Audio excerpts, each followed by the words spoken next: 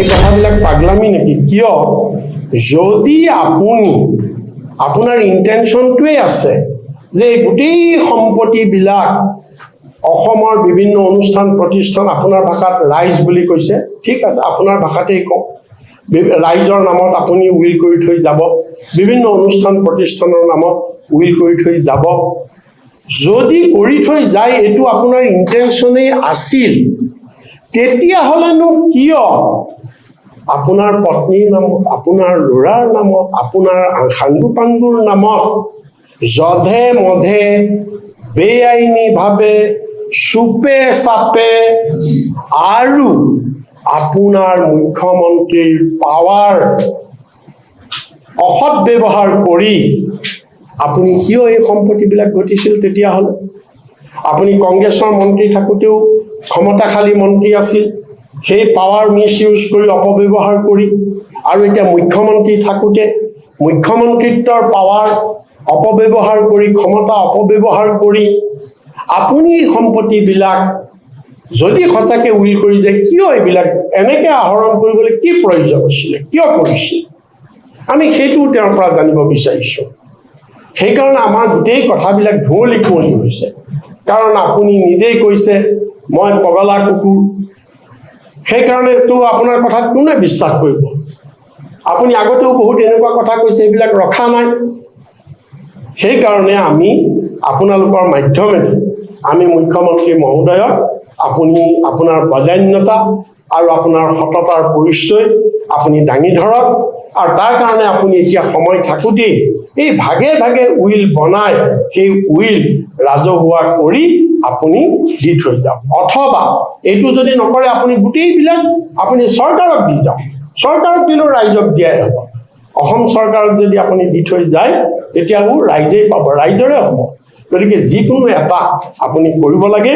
আমি তাৰ কাৰণে আপোনালোকৰ যোগেদি আমি মুখ্যমন্ত্ৰী মহোদয়ক অনুৰোধ জনাইছোঁ, আমি স্বাগতম জনাইছোঁ আৰু ধন্যবাদ জনাইছোঁ যে অতি কম সময়ৰ ভিতৰত আমি খবৰ দিছিলোঁ আৰু আপোনালোক সেইমতে লৰালৰিকৈ আহি পাইছেহি। আজি প্ৰথম কথাটো হৈছে যে মুখ্যমন্ত্ৰী মহোদয় ডক্টৰ হিমন্ত বিশ্ব শৰ্মাই যোৱাকালি তেখেতে কৈছে যে ৰাজহুৱাভাৱে কৈছে, আৰু বিভিন্ন সংবাদ মাধ্যমত এই কথাটো আহিছে যে তেওঁৰ বিভিন্ন সময়ত তেওঁৰ সা সম্পত্তি, তেওঁৰ অবৈধ সা সম্পত্তি আৰু তেওঁৰ পত্নীৰ অবৈধ সা সম্পত্তিৰ ওপৰত বিভিন্ন সময়ত বিভিন্ন মহলত তথ্য সহকাৰে বহুত সমালোচনা হৈ থাকে।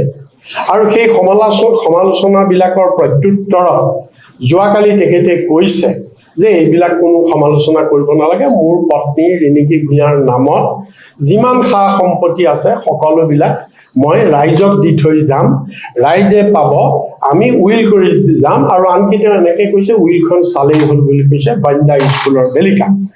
তো এই প্ৰসংগত প্ৰথমতে আমি অসম তৃণমূল কংগ্ৰেছে মুখ্যমন্ত্ৰীৰ এই বক্তব্যটো আমি স্বাগতম জনাইছোঁ, তেখেতক ৱেলকাম জনাইছোঁ, স্বাগতম জনাইছোঁ। তেখেতৰ এই বদান্যতাৰ বাবে, তেখেতৰ যিমানবিলাক সা সম্পত্তি, এই সা সম্পত্তি তেখেতে ৰাইজক দান কৰি যাম বুলি কোৱা যিটো বদান্যতা তেখেতে দেখুৱাইছে, তাৰ কাৰণে তেখেতক আমি স্বাগতম জনাইছোঁ আৰু আমি ধন্যবাদ জনাইছোঁ। কিন্তু এটা কথা, সেই কথাটো হৈছে কি যে মুখ্যমন্ত্ৰী মহোদয়ৰ এই কথাটো কালি তেওঁ যিখিনি কথা আশ্বস্ত হ'ব, অসমৰ ৰাইজে কেনেকৈ আশ্বস্ত হ'ব? কাৰণ তেওঁ নিজেই কৈছে মই এটা বলিয়া, মোক আপোনাৰ কোনেও জোকাই নল'ব, মই বলিয়া। যদি এজন মানুহ বলিয়াই হয়, তেতিয়াহ'লে তেওঁতো এনেকুৱা সাংবিধানিক পষ্টতটো থাকিব নোৱাৰে। আৰু বলিয়া মানুহৰ কথাত কোন মানুহে বিশ্বাস কৰিব? গতিকে সেইকাৰণে আমাৰ সেইটো এটা আহিছে প্ৰশ্ন। দ্বিতীয় প্ৰশ্নটো হৈছে যে মুখ্যমন্ত্ৰী মহোদয় আজি মুখ্যমন্ত্ৰী, কিন্তু তেওঁ কংগ্ৰেছৰ দিনত মন্ত্ৰী থকাৰ পৰা আজিলৈকে তেওঁ এনেকুৱা বহুত ধৰণৰ সাংঘাতিক প্ৰতিশ্ৰুতি দিছে, কিন্তু সেই প্ৰতিশ্ৰুতিবিলাক তেওঁ এটাও পালন কৰা নাই। তেওঁ বহুত কৰে, যেনেকৈ মই উদাহৰণস্বৰূপে কৈছোঁ, কংগ্ৰেছৰ দিনত তেওঁ মন্ত্ৰী থাকোঁতে মঙলদৈত মাধৱ ৰাজবংশীক যে লোকসভাৰ কেণ্ডিডেট যদি লোকসভাৰ প্ৰাৰ্থী কংগ্ৰেছৰ আছিলে মাধৱ ৰাজবংশীক যদি তেওঁ জিকাব নোৱাৰে তেওঁ গুৱাহাটীত আত্মহত্যা দিম বুলি কৈছে। আকৌ এবাৰ কিৰীপ চলিহা হাজোৰ পৰা কংগ্ৰেছৰ প্ৰাৰ্থী হৈছিলে বিধানসভাত তেওঁ কৈছে এইবিলাক ৰেকৰ্ডত আছে যে হিমন্ত বিশ্ব শৰ্মা তেতিয়া কংগ্ৰেছৰ মন্ত্ৰী আছিল তেওঁ কৈছিল যদি কিৰীপ চলিহাক মই জিকাব নোৱাৰো মই মন্ত্ৰীৰ পদ ত্যাগ কৰিম আৰু এনেকুৱা বহুত কথা তেওঁ বহুত সময়ত কৈছে। গতিকে সেই কথাবিলাক কোৱালৈ চাই সেইবিলাক যেহেতু ফুটুকাৰ ফেন গতিকে সেই কথাবিলাক কোৱালৈ চাই তেওঁ এই কথাটো যে কালি যে তেওঁ যিটো কথা কৈছে সেই কথাটো যে তেনেকুৱাই নহব তাৰ কি মানে আছে সেইকাৰণে আমি আশ্বস্ত হ'ব পৰা নাই। সেইকাৰণে আমি তেখেতক অনুৰোধ কৰিছো ৰাইজক তেওঁ আশ্বস্ত কৰিব লাগে, ৰাইজক আশ্বস্ত কৰিব লাগে। আৰু যিহেতু ২৬ত তেওঁৰ বিদায় নিশ্চিত, ২৬ত যিহেতু তেওঁ বিদায় হ'বই গতিকে তেওঁৰ হাতত সময় ক'ত থাকিল, সময় থাকিল মাত্ৰ এই কেইমাহ ২৫ বছৰটো। গতিকে তেওঁ যি উইল কৰিব এই উইল তেওঁ এতিয়াই আমি কৰি থৈ যাবলৈ কৈছোঁ, এই উইল তেওঁ এতিয়াই কৰি থৈ যাব লাগে কাৰণ তেওঁ ২৬ত যিহেতু বিদায় হ'ব গতিকে তাৰ আগতেই তেওঁ উইল কৰিব লাগে। আৰু তেওঁ এখন উইল কৰিলে নহ'ব, তেওঁ কাৰণ প্ৰত্যেকটো সম্পত্তিৰ কাৰণে বেলেগ বেলেগ উইল কৰিব লাগিব, এখন উইলত নহয় সম্পত্তি ৱাইজ উইলবিলাক হ'ব লাগিব। এতিয়া আমি আৰু এটা কথা ক'ব খুজিছোঁ, লাইফৰ কথাটো হ'ল কি যে গোটেই নিউজ লাইভটো এটা মিডিয়া হাউচ, তেওঁ কৈছে যে এইটো সমবায় কৰি কৰ্মচাৰীবিলাককে দি যাম, ভাল কথা, সেইটো ভাল কথা। তেতিয়াহ'লে সেইটো সমবায়খন কৰিব লাগিব, দি যাম বুলি ক'লে এতিয়াই কৰিব লাগিব। এইবিলাক আইনী কথা আছে, আইনৰ কথা, গতিকে আৰু তেওঁলোকৰ নামলৈ ট্ৰেন্সফাৰ হ'ব লাগিব।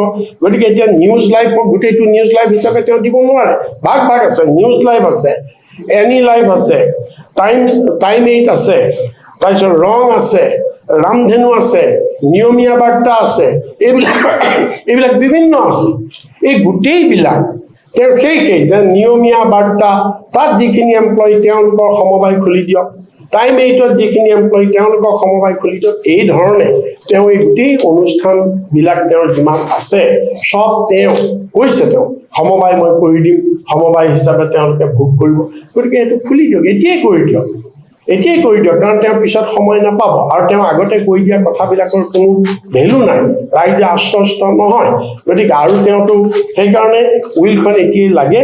আৰু তেওঁ যে কৈছে এইটো কি বুলি কয় উইলখন চালেই হ'ব, বন্দা স্কুলৰ বিলকা যদি উইলখন সঁচাকৈ আছে তেওঁ সেইটো ৰাজহুৱা কৰিব লাগে, পাব্লিক ডমেইনত দিব লাগে, ৰাজহুৱা কৰিব লাগে। তেতিয়াহে মুখ্যমন্ত্ৰীজন অসমৰ বুৰঞ্জীত তেওঁ যে এটা লিখা থাকিব যে তেওঁ সকলোবিলাক এইজনে আটাইতকৈ উদাৰ মুখ্যমন্ত্ৰী আছিল, তেওঁ যিমানবিলাক সা সম্পত্তি কৰিলে সকলো তেওঁ জীৱিত কালতে তেওঁ মুখ্যমন্ত্ৰী কালতেই তেওঁ উইল কৰি থৈ গৈছে। গতিকে তেওঁক আমি আহ্বান জনাইছোঁ। আৰু লাষ্টত আমি ওলোটাই তেওঁক আকৌ এটা প্ৰশ্ন কৰিছোঁ, সেইকাৰণে তেওঁ যে নিজে কৈছে পগলা কুকুৰ, তেওঁ পগলা কুকুৰ বুলি কৈছে। গতিকে সেইকাৰণে আমি তেওঁক প্ৰশ্ন আশ্বস্ত হ'ম, অসমৰ ৰাইজে কেনেকৈ আশ্বস্ত হ'ব? কাৰণ তেওঁ নিজেই কৈছে মই এটা বলিয়া কুকুৰ, মোক আপোনাৰ কোনেও জোকাই নল'ব, মই বলিয়া কুকুৰ। যদি এজন মানুহ বলিয়াই হয় তেতিয়াহ'লে তেওঁতো এনেকুৱা সাংবিধানিক পষ্টতটো থাকিব নোৱাৰে। আৰু বলিয়া মানুহৰ কথাত কোন মানুহে বিশ্বাস কৰিব? গতিকে সেইকাৰণে আমাৰ সেইটো এটা আহিছে প্ৰশ্ন। দ্বিতীয় প্ৰশ্নটো হৈছে যে মুখ্যমন্ত্ৰী মহোদয় আজি মুখ্যমন্ত্ৰী, কিন্তু তেওঁ কংগ্ৰেছৰ দিনত মন্ত্ৰী থকাৰ পৰা আজিলৈকে তেওঁ এনেকুৱা বহুত ধৰণৰ সাংঘাতিক প্ৰতিশ্ৰুতি দিছে, কিন্তু সেই প্ৰতিশ্ৰুতিবিলাক তেওঁ এটাও পালন কৰা নাই। তেওঁ বহুত যেনেকৈ মই উদাহৰণস্বৰূপে কৈছোঁ, কংগ্ৰেছৰ দিনত তেওঁ মন্ত্ৰী থাকোঁতে মঙলদৈত মাধৱ ৰাজবংশীক যে লোকসভাৰ কেণ্ডিডেট যদি লোকসভাৰ প্ৰাৰ্থী কংগ্ৰেছৰ আছিলে মাধৱ ৰাজবংশীক যদি তেওঁ জিকাব নোৱাৰে তেওঁ গুৱাহাটীত আত্মহত্যা দিম বুলি কৈছে। আকৌ এবাৰ কিৰীপ চলিহা হাজোৰ পৰা কংগ্ৰেছৰ প্ৰাৰ্থী হৈছিলে বিধানসভাত তেওঁ কৈছে, এইবিলাক ৰেকৰ্ডত আছে যে হিমন্ত বিশ্ব শৰ্মা তেতিয়া কংগ্ৰেছৰ মন্ত্ৰী আছিল, তেওঁ কৈছিল যদি কিৰীপ চলিহাক মই জিকাব নোৱাৰো মই মন্ত্ৰীৰ পদ ত্যাগ কৰিম। আৰু এনেকুৱা বহুত কথা তেওঁ বহুত সময়ত কৈছে। গতিকে সেই কথাবিলাক কোৱালৈ চাই সেইবিলাক যেহেতু ফুটুকাৰ ফেন গতিকে সেই কথাবিলাক কোৱালৈ চাই তেওঁ এই কথাটো যে কালি যে তেওঁ যিটো কথা কৈছে সেই কথাটো যে তেনেকুৱাই নহ'ব তাৰ কি মানে আছে সেইকাৰণে আমি আশ্বস্ত হ'ব পৰা নাই সেইকাৰণে আমি তেখেতক অনুৰোধ কৰিছোঁ ৰাইজক তেওঁ আশ্বস্ত কৰিব লাগে ৰাইজক আশ্বস্ত কৰিব আৰু যিহেতু ২৬ত তেওঁৰ বিদায় নিশ্চিত ২৬ত যিহেতু তেওঁ বিদায় হ'বই গতিকে তেওঁৰ হাতত সময় ক'ত থাকিল সময় থাকিল মাত্ৰ এই কেইমাহ ২৫ বছৰটো গতিকে তেওঁ যি উইল কৰিব এই উইল তেওঁ এতিয়াই আমি কৰি থৈ যাবলৈ কৈছোঁ এই উইল তেওঁ এতিয়াই কৰি থৈ যাব লাগে কাৰণ তেওঁ ২৬ত যিহেতু বিদায় হ'ব গতিকে তাৰ আগতেই তেওঁ উইল কৰিব লাগে আৰু তেওঁ এখন উইল কৰিলে নহ'ব তেওঁ কাৰণ প্ৰত্যেকটো সম্পত্তিৰ কাৰণে বেলেগ বেলেগ উইল কৰিব লাগিব এখন উইলত নহয় সম্পত্তি ৱাইজ উইলবিলাক হ'ব লাগিব এতিয়া আমি আৰু এটা কথা ক'ব খুজিছোঁ মই মুখ্যমন্ত্ৰীৰ কথাটো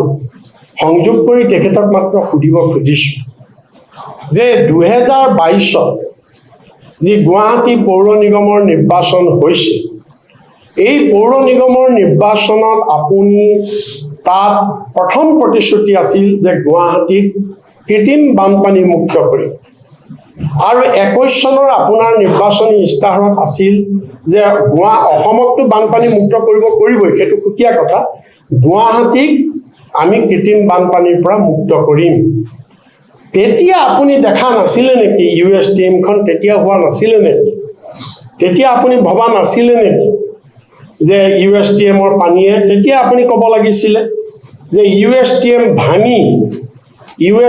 ভাঙি পেলাই আমি গুৱাহাটীত বানপানী নিয়ন্ত্ৰণ কৰিম তেতিয়া ক'ব লাগিছিল আপুনি তেতিয়া আপুনি দেখা নাছিলে এতিয়া কথা হ'ল যে এজন এইটো লজ্জা সেইকাৰণে মানে গোটেই কথাটো হৈছে কি সঁচাকেই পগলা হৈছে মুখ্যমন্ত্ৰী সঁচাকেই পগলা হৈছে তেওঁ নিজেই কৈছে যে মই পগলা কৰো আৰু এইটো পগলা নহ'লে এনেকুৱা কথা কেতিয়াও ক'ব নোৱাৰে যে USTM এটা তুমি ডাইভাৰ্ট কৰিবৰ কাৰণে আপুনি কৈছে ইচ্ছা কৰি যদি এটা অনুষ্ঠান আপুনি দেখা নাছিলে নেকি বানপানীটো এইবাৰ হোৱা নাই নহয় কৃত্ৰিম বানপানী গুৱাহাটীত ইয়াৰ আগতেতো বহুত বছৰ হৈ আছে কংগ্ৰেছৰ দিনত হৈছে সেইটো বাদ দিলোঁ আপোনালোকৰ চৰকাৰৰ দিনতো প্ৰতি বছৰে হৈ আছে তেতিয়া USTM নাছিলে নেকি তেতিয়া আপুনি দেখা নাছিলে নেকি USTM গতিকে এতিয়া কথাটো হৈছে কি যে আপুনি প্ৰত্যেকতে আপুনি মুছলমানৰ ভোট দেখিবলৈ লৈছে আপুনি মানে মই আগতেও এই কথাটো কৈছোঁ বিপদকালে সদায় বিপৰীত বুদ্ধি হয় বুদ্ধি ভ্ৰষ্ট হয় আৰু সেইকাৰণে বাক্যৰ কোনো নিয়ন্ত্ৰণ নাথাকে যিকোনো বাক্য মুখৰ পৰা ওলায় মানুহৰ যেতিয়া বিপদ আহিব পতন আহিব তেতিয়া বাক্য যিকোনো ধৰণলৈ গতিকে আপুনি য'তে ত'তে আপুনি USTM-ৰ গেটখনক লৈও আপোনাৰ আপত্তি আপোনাৰ মানুহটোক লৈ আপুনি তেওঁ আজি মুছলমান হোৱাৰ কাৰণে আপুনি এইটো কথা ক'লে য'তে ত'তে আপুনি মুছলমানৰ এতিয়া ভোট দেখিবলৈ লৈছে যে এজন মুখ্যমন্ত্ৰীয়ে দেশৰ ৰাজ্যৰ এটা সম্পদ এই সম্পদৰ ওপৰত এনেধৰণৰ ভেঙুচালি এনেধৰণৰ তৰল মন্তব্য কৰাটোৱে আমাৰ ৰাজ্যখনৰ বাবে আমি এটা সাংঘাতিক লজ্জাবোধ কৰিছোঁ যে আমাৰ মুখ্যমন্ত্ৰীজনে এনেকুৱা ধৰণৰ অযুক্তিকৰ তৰল চালে বেৰে কোবোৱা দায়িত্ব জ্ঞানহীন মন্তব্যবিলাক কৈ অসমৰ মানুহক লজ্জিত কৰিছে ভাৰতবৰ্ষৰ ওচৰত আজি মই এইটো কথা কোনো উত্তৰ নিদিওঁ আজি এটা মই সম্পূৰ্ণ সুকীয়া কথাত মই প্ৰেছ কনফাৰেন্স কৰিছোঁ মই কোনো বস্তু মানে ডাইভাৰ্ট আৰু ডাইলুট কৰিব বিচৰা নাইকিয়া এইটো মই নকওঁ আৰু যদি তেনেকুৱা হয়তো আপোনালোকে গম পাবই সেইটোতো আপোনালোকে মইতো এতিয়াও তৃণমূলৰ সভাপতি হৈ আছোঁ আপোনালোকে দেখিছে মই ইয়াত কাম কৰি আছোঁ তেনেকুৱা হ'লে আপোনালোকে সময়ত গম পাব তেতিয়া সুধিব আপোনালোকে ঠিক আছে থেংক ইউ